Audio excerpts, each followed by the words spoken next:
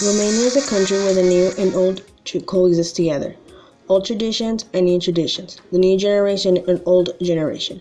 Romania is a small country located in Central Europe on the shores of the Black Sea and neighbors with Yugoslavia, Bulgaria, and Ukraine. The country consists of wide open and forested land with a few major cities and mostly rural villages, with architecture that resembles that of its medieval and Gothic past. Castles are littered throughout the country and is one of Romania's more famous features. The large and colorful traditional festivals also make the country famous. Many largely taking place in rural villages where citizens stick to old traditions. Many incorporate masks which represent a god or figure that goes along with the story or myth. Dancing is also synonymous with festivals and usually the village youth participate. One such festival is that of the Cuci, a festival in which a man dresses in his lover's clothing and surrounds a cuckoo, who wears a globe-shaped mask adorned with hundreds of paper flowers and ribbons, where they roam the village and touch those in the audience so they may gain protection against disease and misfortune during the year. Art is also very fluent in Romania. One medium in which art is presented is the traditional clothing. Although it may look like art, many of these garments are hand embroidered, and each garment can be distinctive and originated from different villages, just like dialects. All tell a hidden message or story that only those from the village may understand. Many of the traditional festivals and myths originate from various cultures that have inhabited Romania over the last couple of centuries, even before it was named Romania. Some of these myths can be traced back to pagan traditions and the local Romanian gypsies. Although Romania's people can be described as peaceful and kind, its government, however, cannot be. Before 1989, the country was under communist control. Its king was exiled and the royals were held down without any power. But in that year, the citizens protested and in the end overthrew the centrally planned government. Every citizen rejoiced as they were freed from control, but what no one planned was a return of chaos. In 2017, riots broke out in the streets of Romania as citizens shouted what they stated was a need to reform in the government. It was known that corruption lies in the government, but others have also speculated that it actually exists in every fiber of the country, not just the government, from its healthcare system to the post office. Corrupted acts such as bribery is commonplace in the judiciary system, where many criminals pay judges to have a lesser sentence or even pay to avoid prison altogether. This makes it hard to persecute corrupted officials when they are caught in the act. While many public administrations, many purposely charge higher rates for utilities such as water and electricity to make some extra money. Citizens have also voted the police to be the most corrupted, as many will be bribed in letting off criminals and making it hard for innocents to be freed. This makes it hard for citizens to trust the government at all. Acts like these also affect foreign businesses, as they are charged high rates for businesses, and many of them often get a bad business contract that will make them lose hundreds of thousands. In response to the riots, the corrupted responded with attacking both the democratic and judicial system, targeting the court and judges, decriminalizing acts of corruption, and changing legislation to try and remove the president by impeaching him, all to avoid prison time. Although they have not succeeded yet, the party known as the Social Democratic Party is not keen on being taken down from its pedestal of power. Acts like these worry politicians and citizens alike who support anti-corruption, as Romania is next in line to be EU president. An EU president that hails from a party charged with acts of corruption. What kind of damage can he do with this type of power? Is a scary thought for everybody. More so when the EU demanded reform, but as of February there have been no changes, and in fact it has backtracked. In a January interview with Euronews on their Raw Politics show, a Romanian journalist speaks about her country's problems.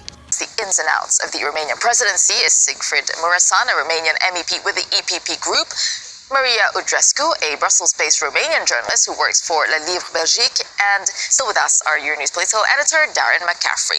Right, Maria, I'll start with you. I mean, Jean-Claude Juncker, he expressed doubts on whether Romania can actually, in his words, grasp what it means to lead other EU countries. Is he right? Well, it depends on how do you look at this, actually. There was all this debate about the preparedness of Romania to lead the European Union. Actually, well, from a technical point of view, I guess the country is as prepared as other countries could be. But the problem is on a political level. We, in Romania, the politicians only care about going or not going to prison. And this is a very direct, intense and personal motivation. They couldn't care less if Brussels criticizes Romania. So, okay, of course, this obsession has been... But that's worrying for Brussels if you're saying that politicians just care about whether or not they go to prison in Romania. Well, there's work to be done here, no? Of course it's worrying, because Romania, as you can see, has been drifting towards the Orban club, the Hungary and Poland. They've adopted a very Eurosceptic populist rhetoric, and it's been very endangering from Romania's image on a European scene. Siegfried, do you agree? Is this a fair assessment of Romania's capabilities? Look, on the note of presidents, ex-Romania President Ion Iliescu has recently charged with crimes against humanity in the role he played during the rule of the communist government. The accusation is that he manipulated information to influence the public and was responsible for incriminating the communist leader Nicolae Ceausescu that eventually led to his execution. During this period, his influence also led to the death of 862 people caught in aftermath, and then pulling strings to come into power as president. In another interview with Good Morning Europe, journalist Kit Bliet discusses Ion Iliescu. Bucharest, where journalist Kit Gillette is waiting for us. Morning to you, Kit. Just talk us through, first of all, these accusations against Iliescu. So as you mentioned, Iliescu, along with two others, have been officially charged now with crimes against humanity. The charges relate to the bloody revolution that overthrew the communist regime in 1989. Now, Romania was one of the only country in the region that experienced a violent revolution. And as you mentioned in the introduction, over 800 people were killed and an estimated 2,100 were wounded. Now, it was a very chaotic period. After the Ceausescus were arrested on December the 22nd, there were 3 days where there was street fighting in the capital and across the country, and there was a lot of uncertainty about who was in charge, about what was happening.